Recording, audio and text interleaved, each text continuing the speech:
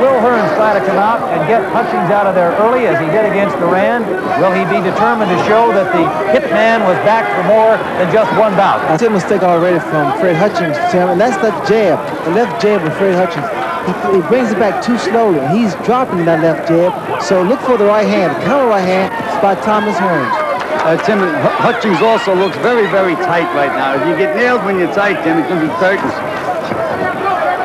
And Tommy is very, very relaxed in here. Well, I think most of the prognosis was that if Hearns was going to stop Hutchings, he would do it early. And there's a solid left landed by the champion.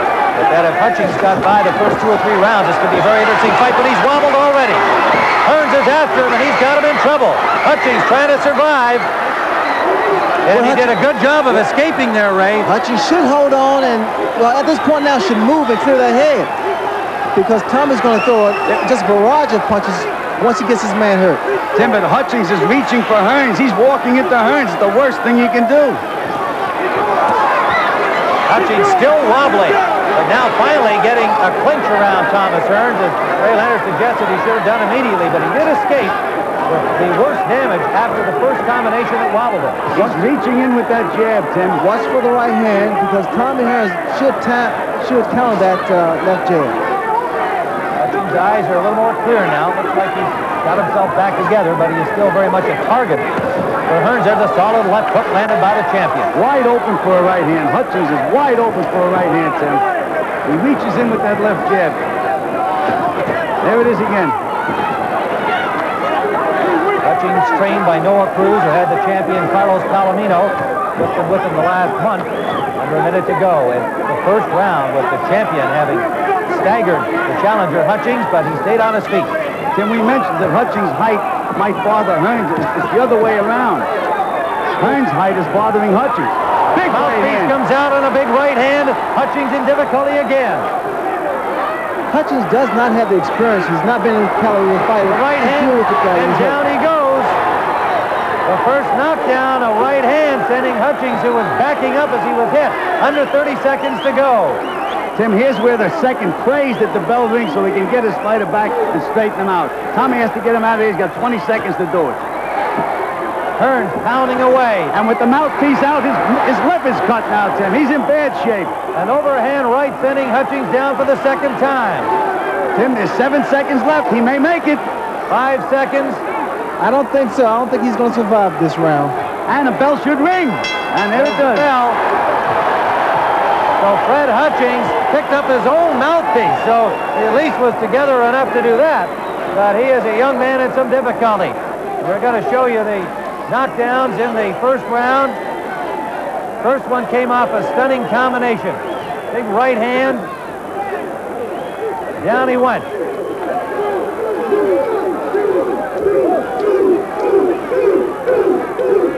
That's the second knockdown there, I believe. Dr. Mercani takes a good look at Fred Hutchings, his handler Noah Cruz, and Benny casing in there to try and rally this young man here. Has been through a difficult first round. The area, it's funny because the areas that they figured that Hearns would be susceptible to counterpunching, Hutchings has fallen prey to those same mistakes. That's right. Hutchings is doing all the leading. He should be patient. No doubt. There he is leading again. Every time he leads, he leans in. He has a world title bout, no doubt, has affected the start of the performance by Hutchings today. Hutchings has been unable to reach Hearns so far. That's right, Tim. If Hutchings can land a punch or two, maybe Tommy will have a little respect for him. But right now, it's all Tommy's own way. Little blood from the nose of Hutchings. Hutchings in white, the champion in gold. Mercanti, the referee, second round, scheduled for 12, and it was nearly over in round 1 with a pair of knockdowns by the champion Hearns. Now Hutchings is bleeding from the nose, Tim. Getting a little closer to Hearns, though. Landed a couple of jabs. Hutchings has a good solid jab and a very tough left hook, but he's been unable to get near the champion. There's a right hand landed by Hearns. Hutchings punching back. Under a minute to go in round 2. Oh, and another big right hand. And another one by Hearns. Hutchings in difficulty again. What has done the most damage has been the left hook thrown by Thomas Hearns. Hutchings' game, though, Tim. He's winging back. He's missing, but he's winging back. See, he keeps reaching in. He keeps leading. Got to get himself together. Under the 30-second mark we go. Round number 2. Well, the skills we described of Hutchings have just not been demonstrated here because he was hurt in round number 1 and is still just trying to get himself regrouped, so we haven't seen anything of what he can really do.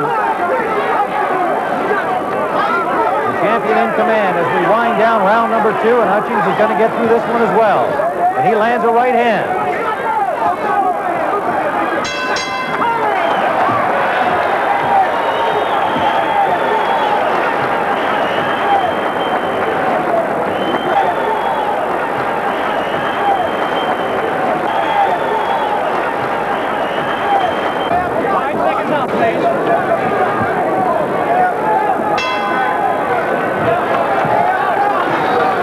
Number 3, the champion, Thomas Hearns, having Fred Hutchings a challenger in all kinds of difficulty in the first 2 rounds. 2 knockdowns in round 1. Hutchings managed to stay up to round 2, but has been unable to get close to the champion, who's been in control totally.